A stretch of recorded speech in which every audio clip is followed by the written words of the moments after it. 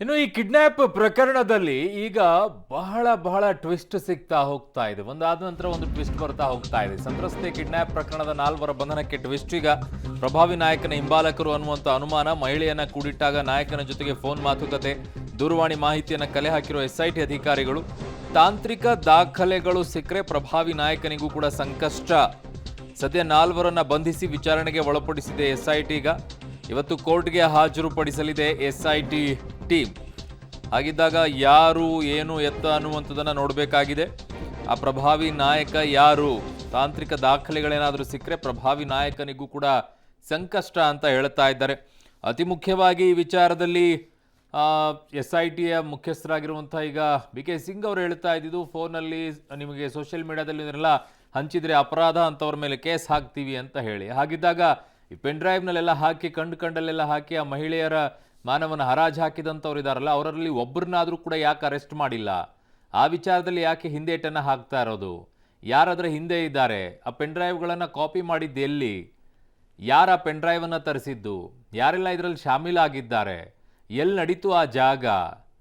ಇವೆಲ್ಲವೂ ಕೂಡ ಪ್ರಶ್ನೆಗಳಿಗೆ ಉತ್ತರವನ್ನು ಹುಡುಕುವಂಥ ಕೆಲಸ ಯಾಕೆ ಆಗ್ತಿಲ್ಲ? ಅಥವಾ ಆಗ್ತಾ ಇದ್ರು ಹೇಳ್ತಾ ಇಲ್ವಾ ಗೊತ್ತಿಲ್ಲ. ನನ್ನ ಸಹೋದ್ಯೋಗಿ ಈಗ ಕ್ರೈಮ್ ಬ್ಯೂರೋದಿಂದ ಉಮೇಶ್ ನನ್ನೊಂದಿಗೆ ಸಂಪರ್ಕಕ್ಕೆ ಸಿಗ್ತಾ ಇದ್ದಾರೆ. ಉಮೇಶ್, ಈಗ 10 ಹಲವು ಪ್ರಶ್ನೆಗಳು ಈ ವಿಚಾರದಲ್ಲಿ ಕಾಣಿಸಿಕೊಳ್ಳುತ್ತೆ. ಒಂದು ಕಡೆಗೆ ಕಿಡ್ನ್ಯಾಪ್ ಪ್ರಕರಣದಲ್ಲಿ ರೇವಣ್ಣ ಅವ್ರನ್ನ ಅರೆಸ್ಟ್ ಮಾಡ್ತಾರೆ, ಇನ್ನೊಂದು ಕಡೆಗೆ ಪ್ರಜ್ವಲ್ ಸಿಕ್ಕಿಲ್ಲ, ಅದು ಒಂದು ಕಡೆಗೆ.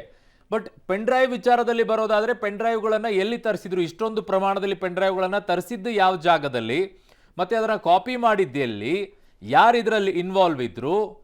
ಯಾಕೆ ಇದನ್ನ ಹಾಸನ, ಮಂಡ್ಯ, ಬೆಂಗಳೂರು ಭಾಗಗಳಲ್ಲೆಲ್ಲ ಹಂಚಿಕೆಯನ್ನ ಮಾಡಿದ್ರು? ಈ ಮೂಲವನ್ನ ಹುಡುಕುವಂತ ಕೆಲಸವನ್ನ ಯಾಕೆ ಮಾಡ್ತಾ ಇಲ್ಲ? ಇದರಲ್ಲಿ ಎಲ್ಲೋ ಒಂದು ಕಡೆಗೆ ಒಂದೇ ದಾರಿಯಲ್ಲಿ ಹೋಗ್ತಾ ಇರೋ ರೀತಿಯಲ್ಲಿ ತನಿಖೆ ಕಾಣಿಸ್ತಾ ಇದೆಯಲ್ಲ, ಯಾಕೆ ಉಮೇಶ್?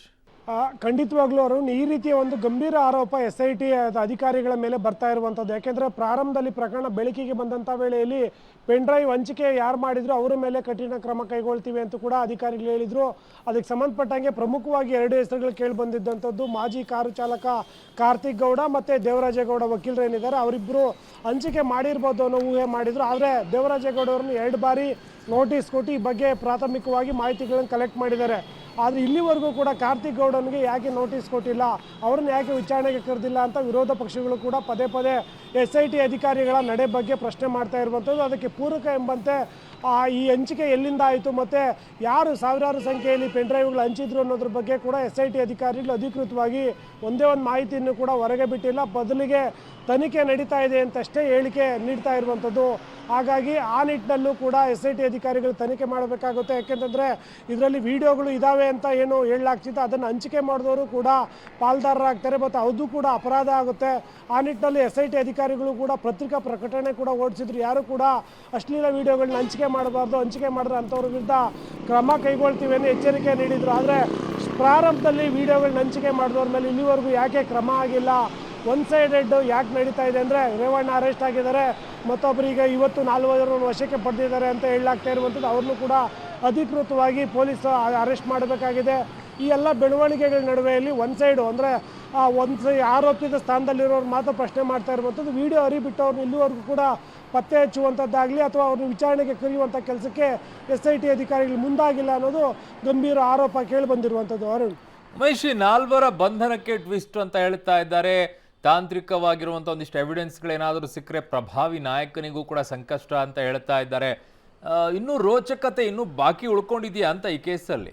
ಅರುಣ್, KR ನಗರ ಕಿಡ್ನಾಪ್ ಏನು ಪ್ರಕರಣ ಏನು ದಾಖಲಾಗುತ್ತೆ, ಆ ನಂತರದಲ್ಲಿ ಸಂತ್ರಸ್ತ ಮಹಿಳೆ ಕೂಡ ನಾಪತ್ತೆ ಆಗ್ತಾರೆ. ಆ ಸಂದರ್ಭದಲ್ಲಿ ಸರ್ಕಾರ ಕೂಡ ಅದನ್ನು ಗಂಭೀರವಾಗಿ ಪರಿಗಣನೆ ಮಾಡಿ ಆ ಮಹಿಳೆ ಪತ್ತೆಗೆ ತೀವ್ರ ಶೋಧ ನಡೆಸ್ತಾ ಇರುತ್ತೆ. ಆ ಸಂದರ್ಭದಲ್ಲಿ ಮಹಿಳೆ ಒಂದು ಜಾಗದಿಂದ ಮತ್ತೊಂದು ಜಾಗಕ್ಕೆ ಶಿಫ್ಟ್ ಆಗಿರ್ತಾ ಇರೋದ್ರ ಬಗ್ಗೆ ಕೂಡ ಪೊಲೀಸರಿಗೆ ಮಾಹಿತಿ ಸಿಕ್ಕಿತ್ತು. ಆ ನಿಟ್ಟಿನಲ್ಲಿ ನಂತರದಲ್ಲಿ ಹುಣಸೂರಿನ ಕಾಳೆನಹಳ್ಳಿ ಏನೋ ಜಾಗ ಇದೆ, ಆ ಜಾಗದಲ್ಲಿ ಮಹಿಳೆ ಪತ್ತೆ ಆಗಿದ್ರು ಕೂಡ ಪತ್ತೆ ಆದ ನಂತರದಲ್ಲಿ ಏನು ಆ ಸಂದರ್ಭದಲ್ಲಿ ಪೊಲೀಸರು ಪ್ರಾಥಮಿಕ ತನಿಖೆಯನ್ನು ಮಾಡಿದರು. ಆ ಸಂದರ್ಭದಲ್ಲಿ ಆ ಸಂತ್ರಸ್ತ ಮಹಿಳೆಯನ್ನು ಅಕ್ರಮ ಬಂಧನದಲ್ಲಿ ಇಟ್ಟಿದ್ದ 4 ಈಗ ವಶಕ್ಕೆ ಪಡೆದಿರುವಂಥದ್ದು. ಅವರ ಪಾತ್ರ ಏನು ಅನ್ನೋದ್ರ ಬಗ್ಗೆ ಕೂಡ ಈಗ ವಿಚಾರಣೆ ನಡೀತಾ ಇದೆ.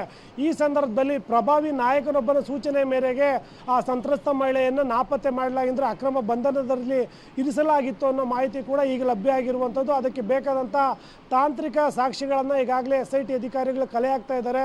ಒಂದು ವೇಳೆಯಲ್ಲಿ ಪ್ರಭಾವಿ ನಾಯಕನ ಸೂಚನೆ ಮೇರೆಗೆ ಆ ಮಹಿಳೆಯನ್ನು ಅಕ್ರಮ ಬಂಧನದಲ್ಲಿ ಇಟ್ಟಿದ್ರು ಅನ್ನೋದೇನಾದರೂ ಕನ್ಫರ್ಮ್ ಆದರೆ ಖಂಡಿತವಾಗ್ಲೂ ಕೂಡ ಇವತ್ತು 4 ಜನರನ್ನ ಅಧಿಕೃತವಾಗಿ ಅರೆಸ್ಟ್ ತೋರಿಸಿ ನಂತರದಲ್ಲಿ ಅವರ ಹೇಳಿಕೆ ಮತ್ತು ತಾಂತ್ರಿಕ ಹೇಳಿಕೆಗಳೇನು ಸಿಗ್ತವೆ ಆ ಹೇಳಿಕೆ ಆಧರಿಸಿ ಆ ಪ್ರಭಾವಿ ನಾಯಕನಿಗೂ ಕೂಡ ನೋಟಿಸ್ ನೀಡುವ ಸಾಧ್ಯತೆ ಹೆಚ್ಚಾಗಿದೆ. ಆದರೆ ಆ ಪ್ರಭಾವಿ ನಾಯಕ ಯಾರು ಅನ್ನೋದನ್ನು ಇಲ್ಲಿವರೆಗೂ SIT ಅಧಿಕಾರಿಗಳು ಬಹಿರಂಗಪಡಿಸಿಲ್ಲ. ಇವತ್ತು ಕೋರ್ಟ್ ಮುಂದೆ 4 ಆರೋಪಿಗಳನ್ನ ಅರೆಸ್ಟ್ ಏನು ತೋರಿಸಿದ ನಂತರದಲ್ಲಿ ಆ ಪ್ರಭಾವಿ ನಾಯಕನಿಗೆ ನೋಟಿಸ್ ನೀಡುವ ಸಾಧ್ಯತೆ ಹೆಚ್ಚಾಗಿ ಕಾಣ್ತಾ ಇದೆ. ಅರುಣ್.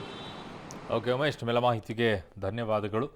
ಗೊತ್ತಿಲ್ಲ, ಮುಖ್ಯವಾಗಿ ಈಗ ಅವ್ರು ಹೇಗೆ ಇದರಲ್ಲಿ ಆರೋಪಿಗಳಾಗಿ ನಿಂತ್ಕೊಳ್ತಾ ಇದ್ದಾರೋ ಪ್ರಜ್ವಲ್ಲು ಮತ್ತು ರೇವಣ್ಣ ಅವರು, ಹಾಗೆ ಈ ವಿಚಾರದಲ್ಲಿ ಆರೋಪಿಗಳಾಗಿ ನಿಂತ್ಕೊಳ್ಬೇಕಾಗಿರೋದು ಈ ವಿಡಿಯೋಗಳನ್ನು ಹಂಚಿಕೆಯನ್ನು ಮಾಡಿದಂಥವ್ರು, ಆ ಪೆನ್ಡ್ರೈವ್ಗಳಲ್ಲಿ ಹಾಕಿ ಕಂಡಲ್ಲೆಲ್ಲ ಎಸೆದಿರುವಂಥವ್ರು.